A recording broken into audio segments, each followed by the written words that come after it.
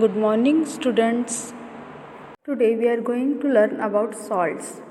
You know salt, how they are formed? They are formed when acid react with base to form salt and water. So the salt are formed as a result of neutralization reaction. Salt कैसे form होता है? Neutralization reaction के through. The nature of salts can be acidic salts, second basic salts and neutral salts. Salts तीन प्रकार के पाए जाते हैं, acidic, basic and neutral. We discuss it one by one. First we see about acidic salts.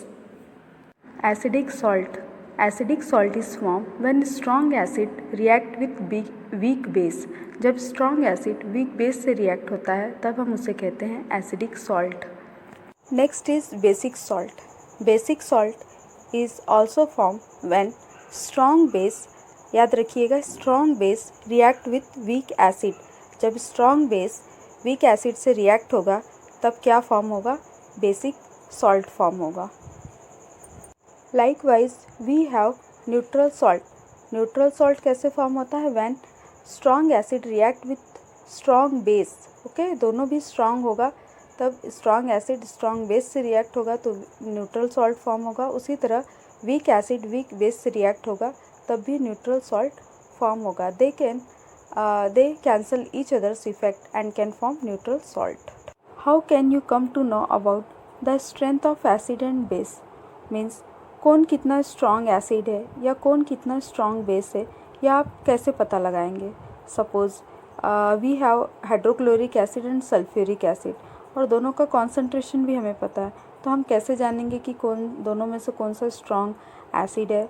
इसी तरह suppose we have NaOH और KOH, तो हम कैसे पता लगाएंगे कि दोनों में कौन सा स्ट्रॉन्ग बेस है? ओके, तो यह पता लगाने के लिए so in that condition we can use of pH. हम क्या यूज़ करेंगे? हम pH यूज़ करेंगे पता लगाने के लिए. ठीक है. What is pH?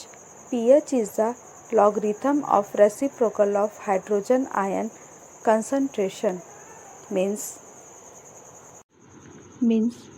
pH is the logarithm of reciprocal of hydrogen ion concentration. ये जो ब्रैकेट है इसे कहते हैं concentration. और अगर हमें इस हाइड्रोजन आयन को ऊपर लाना हो तो हम कैसे लिखेंगे? pH is equal to minus आगे आ जाएगा negative log reciprocal of hydrogen ion concentration. Okay, यह pH का फॉर्मूला होता है. ठीक है. किसी का pH जानना है तो आप लॉग ले लीजिए हाइड्रोजन आयन के कॉन्सेंट्रेशन का नेगेटिव वैल्यू में, तो आपके पास pH की वैल्यू आ जाएगी. अदरवाइज़ हम जनरल लैंग्वेज में कहते हैं pH एक स्केल है. क्या है? pH एक स्केल है.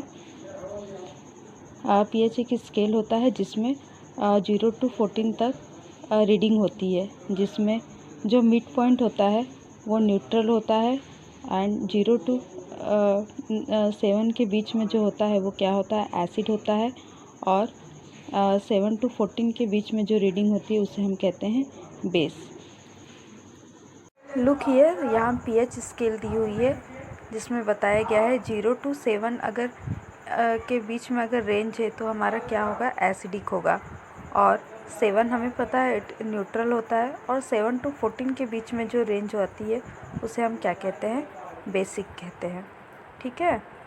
Here observation is given which is based on pH value. Suppose अगर हमारा pH रेंज 0 to 2 है तो हम क्या कहेंगे? It is strong acid. And if the pH range is in between 2 to 4 then we say it is moderately acidic. And अगर हमारा pH value more than 4 है तब हम क्या कहेंगे? It is weak acid. इसी तरह at 7 we know it is neutral. And in between 7 to 10 के रेंज में हम क्या कहेंगे? Weak base. और इन बिटवीन 10 to 12 के बीच में अगर रेंज है तो हम कहेंगे मॉडरेटली बेसिक. और मोर देन अगर 12 है तो हम क्या कहेंगे? It is strongly basic. Okay. Next we see importance of pH. In this, first importance is Biological importance. Our body works within 7 to 7.8 pH. अगर हमारे बॉडी का pH इन बिटवीन 7 to 7.8 है तो हमारी बॉडी प्रॉपरली वर्क करती है. The pH of acid rain is below 5.6 and this water affect aquatic life. Second importance of pH is agriculture. Plant also has specific range of pH for survival in order to grow crops. Third point is in dairies, pH value of milk is adjusted about 6.6. If pH falls below 6.6, it turns sour. अगर milk का pH 6.6 से below हो जाता है तो उसका test खट्टा हो जाता है, मीन्स वो एसिडिक हो जाता है. Fourth point is in tooth decay. Tooth decay starts when pH of mouth falls below 5.5. At that pH, acids react with calcium phosphate of tooth enamel and cause its corrosion. जब हमारी mouth का pH value below 5.5 होता है तब tooth decay start हो जाता है. इसमें क्या होता है, एसिड्स रिएक्ट करता है calcium phosphate of tooth enamel से और क्या it causes corrosion.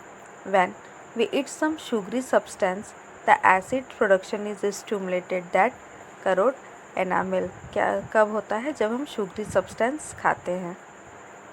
Next we learn about indicators. Indicators are the substances that bring about change in themselves when some acids or bases is added to them. Means an indicator is a dye that changes color when it is put into an acids or bases.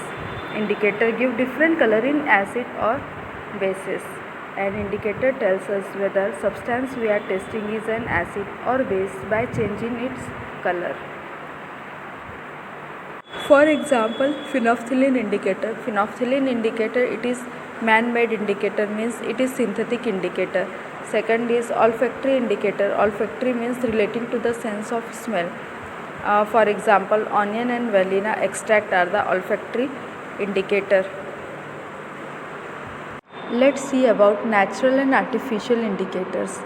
Natural indicators means those indicators which we get from nature, means जो हमें nature से मिलता है, means naturally जो हमें मिलता है.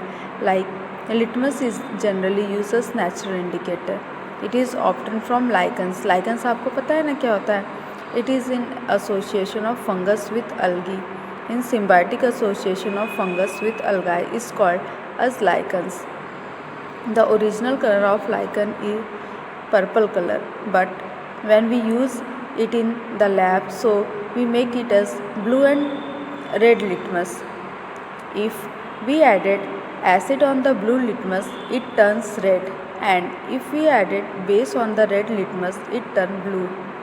And artificial indicators are those indicators which are made by man, or it is also called synthetic indicators. For example, phenolphthalein and methyl orange. Phenolphthalein is an example of artificial indicator. The original color of this indicator is colorless. You can see it on figure, it is colorless. When you add acid on it, it remains colorless, but when you add base to it, it turns purplish pink color. And next is methyl orange. The original color of methyl orange is orange. When you add acid on it, it changes orange to red, and when you base to it, it changes orange to yellow. Okay. Next we have olfactory indicators as well. Olfactory indicators वो होते हैं जिनके smell के अंदर changes आते हैं जब हम एसिड और बेस डालते हैं. Means those substance whose smell changes in acidic और basic solution are called olfactory indicator. Like we have onion extract and vanilla extract. Vanilla extract has a characteristic pleasant smell. If a basic solution like sodium hydroxide solution is added to vanilla extract, then we cannot detect the characteristic smell of vanilla extract. An acidic solution like hydrochloric acid, however, does not destroy the smell of vanilla extract. This can be used as a test for acids and bases. Similarly, onion has a characteristic smell. when a basic solution like sodium hydroxide solution is added to a cloth strip treated with onion extract, then the onion smell cannot be detected. An acidic solution like hydrochloric acid, however, does not destroy the smell of onions. This can be used as a test for acids and bases. Okay, I hope you understood this topic. At last, today's homework. This is your today's homework. Try to solve this homework. Okay, if you have any difficulty, then ask me. Thank you.